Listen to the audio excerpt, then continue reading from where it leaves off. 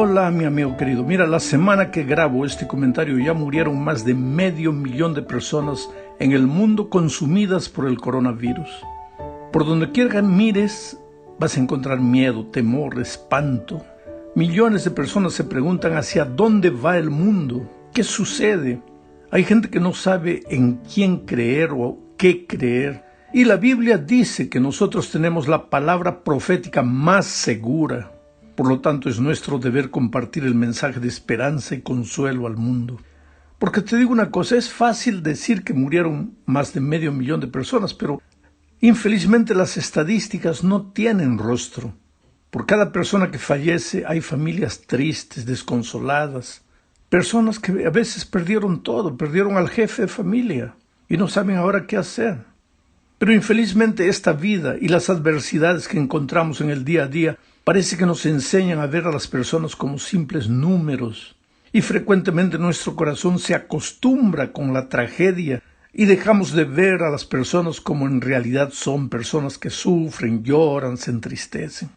Bueno, en el estudio de esta semana observaremos cómo Jesús veía a las personas. Él no las veía como máquinas, como números.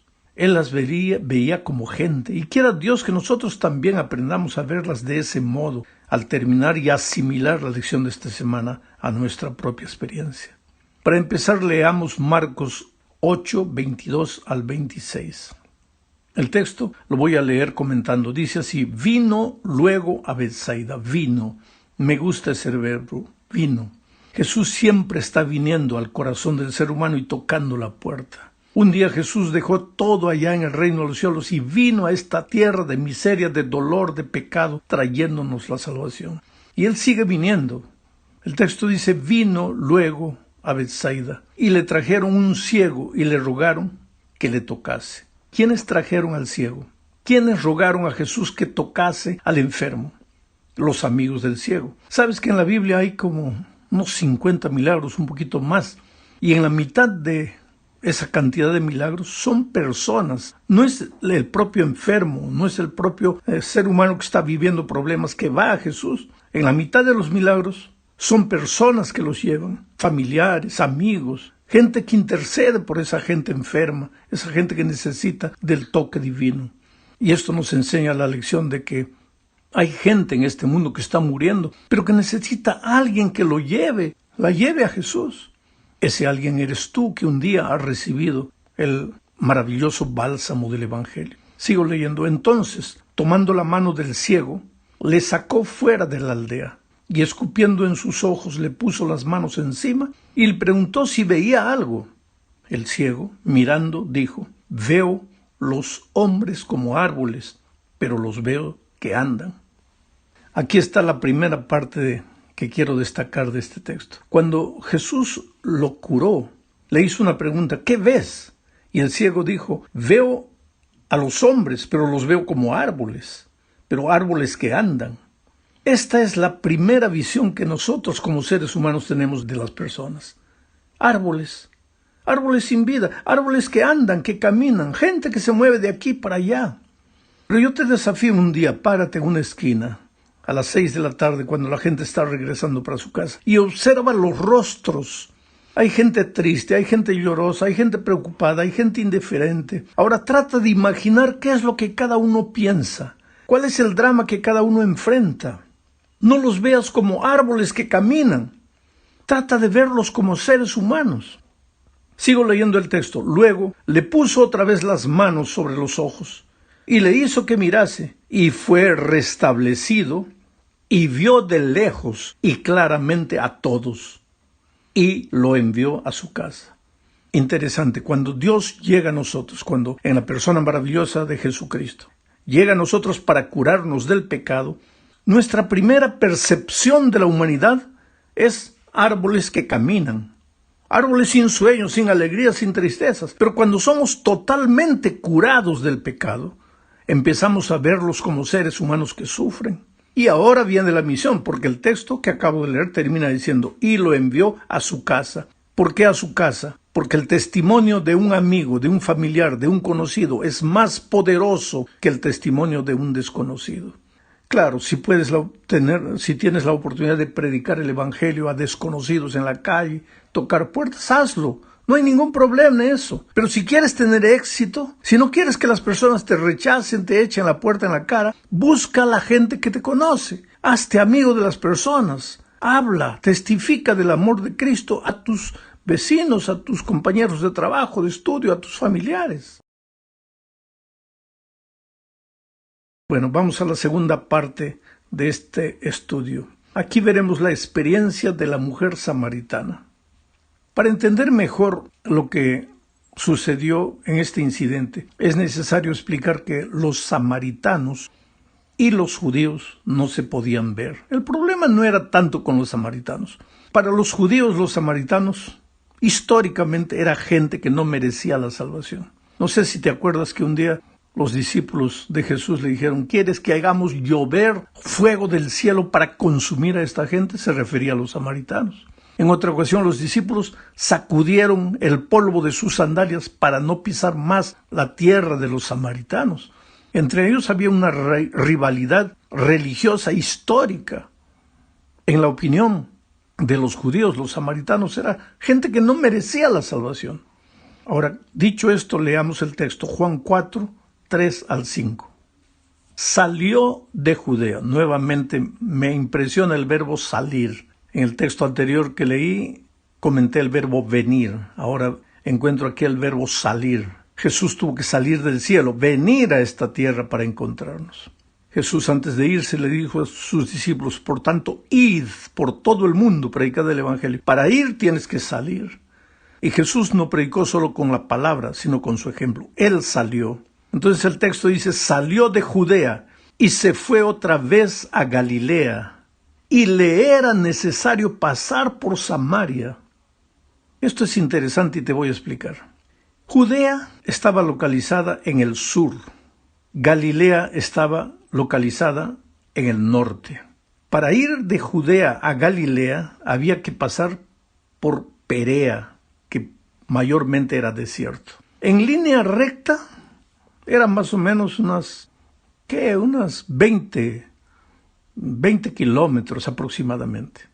Pero cuando los judíos se dirigían de Judea a Galilea, en lugar de ir en línea recta, ellos se iban hacia la derecha, subían por el desierto de Perea, por el desierto, y cuando calculaban que ya habían pasado Samaria, ahí volvían para la izquierda. ¿Por qué? Porque no querían pisar la maldita, entre comillas, tierra de los samaritanos. Ese era el preconcepto que tenían. Entonces un día Jesús decidió ir de Judea para Galilea. Y los discípulos se extrañaron. ¿Por qué no hace lo que todo judío hace? ¿Por qué no se desvía por el desierto de Perea? Pero ahora el texto dice: salió de Judea y se fue otra vez a Galilea y le era necesario. En la palabra original griega le era compulsivo, tenía que hacerlo, no podía dejar de hacerlo. Era como una obligación moral, espiritual, tenía que ir. ¿Por qué? Porque tenía que pasar por Samaria. Tenía que pasar por Samaria. ¿Y por qué? Porque en Samaria había una mujer despreciada. Ahora, si los samaritanos ya eran despreciados, imagínate una mujer que era despreciada por los propios samaritanos. La consideraban una mujer vulgar, una mujer sin esperanza, una mujer que pasaba de mano en mano por muchos hombres. Quiere decir, en la opinión de los judíos, los samaritanos no tenían salvación. Y en la opinión de los samaritanos, la pobre mujer no tenía salvación. Pero el texto dice que para Jesús le era necesario ir a Samaria, porque ahí estaba esa mujer. ¿Por qué? Porque Jesús no ve a las personas como nosotros las vemos. A veces no solo vemos a las personas como árboles sin vida que caminan, no. A veces las vemos condenadas. Nosotros las condenamos a la muerte. No, para ese ya no hay salvación. No, ese ya se fue demasiado. No, ya no vale la pena más orar por ese, porque para ese ya no hay perdón. Oh, querido, bendito Dios, que nuestra salvación no depende de la opinión de los seres humanos. No depende nuestra salvación, ni siquiera de nuestra propia opinión. Porque yo siempre digo que si nosotros tuviésemos que juzgarnos, nos colgaríamos de un madero, porque nuestra propia opinión no merecemos vivir. porque nadie nos conoce mejor que nosotros. Y sin embargo, Jesús jamás vio a alguien condenado. Él te encuentra en la vida como piedra bruta, pero no te ve como piedra bruta, sino como el diamante precioso que llegarás a ser un día, transformado por su amor. ¿Cómo quisiera yo tener esa visión? De mirar a las personas en la más extrema situación, pero verlas como lo que pueden ser, transformadas por el amor de Jesús. Vamos a la tercera parte. En la tercera parte de este estudio veremos el manual divino de la testificación. Me refiero a la propia Escritura. Nosotros a veces buscamos manuales escritos por hombres de cómo testificar, cómo ganar a un amigo para Cristo, cómo llevar a un pariente para Cristo. Pero la Biblia es el mejor manual.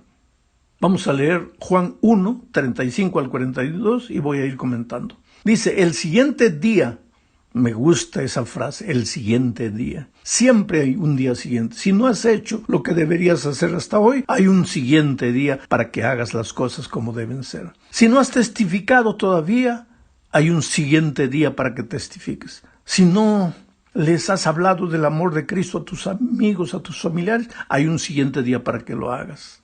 Al siguiente día, dice, otra vez estaba Juan y 2 de sus discípulos, y mirando a Jesús que andaba por ahí, Juan dijo, he aquí el Cordero de Dios.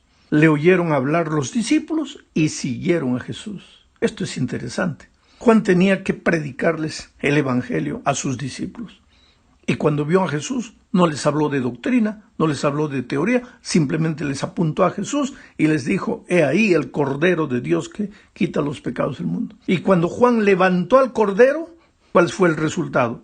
Y los discípulos siguieron a Jesús.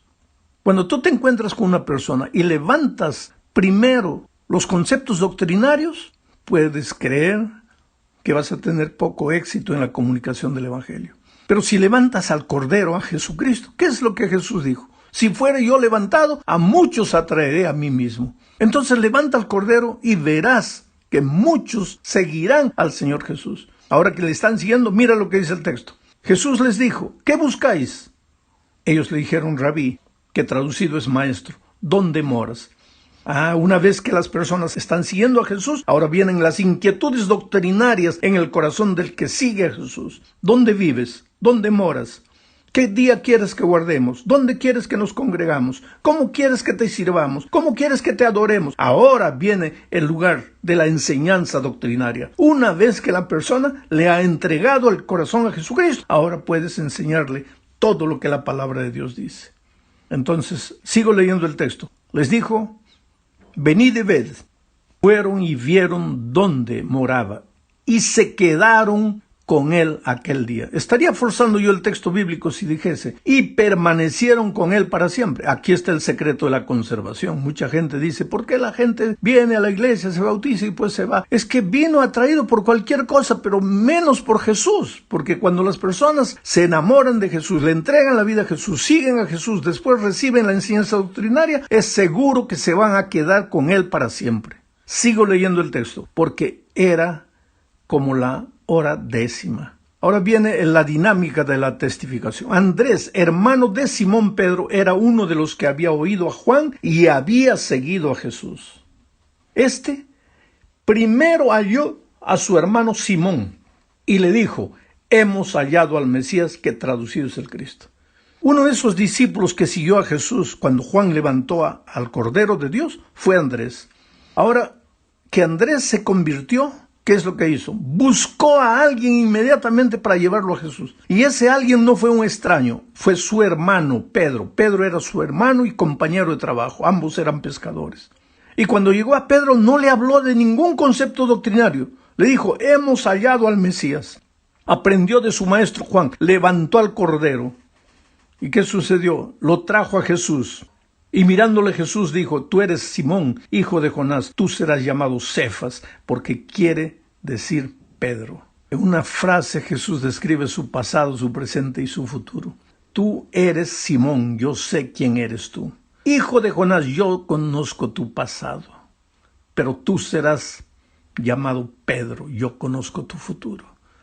¿Quién hace eso? Jesús. ¿Y cuál es tu misión? Solo llevar al pecador a los pies de Jesús. Y Jesús se encarga de hacer lo que tú ni yo podemos hacer.